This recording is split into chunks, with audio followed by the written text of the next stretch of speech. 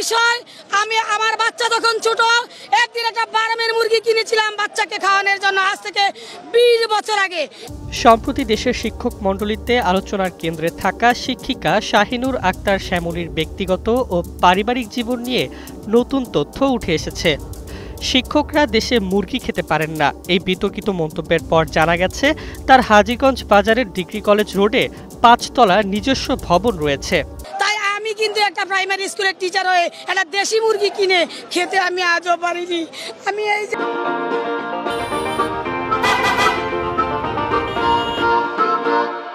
শ্যামলী চাঁদপুরের হাজীগঞ্জ গার্লস সরকারি প্রাথমিক বিদ্যালয়ের সিনিয়র সহকারী শিক্ষক এবং হাজীগঞ্জ উপজেলা শিক্ষক সমিতির সহ সভাপতি হিসেবে দায়িত্ব পালন করছেন। তার স্বামী কচুয়া উপজেলার রহিমা নগর উচ্চ বিদ্যালয়ের প্রধান শিক্ষক। শ্যামলীর গ্রামের বাড়ি চাঁদপুরের ফরিদগঞ্জ উপজেলার সুবিদপুর পূর্ব ইউনিয়নের বাসারা গ্রামে। তার পরিবারে বড় ভাই জগন্নাথ বিশ্ববিদ্যালয়ে কর্মরত, আর ছোট বোন চট্টগ্রামের প্রাথমিক বিদ্যালয়ের শিক্ষিকা।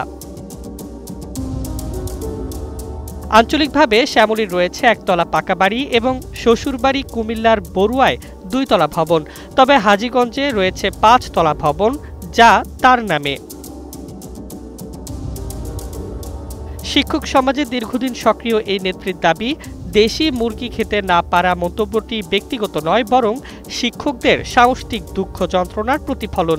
তিনি বলেন, আমি ব্যক্তি শাহিনুরের কথা বলিনি, শিক্ষক আন্দোলনের কষ্ট বোঝাতে এই মন্তব্য করেছিলাম।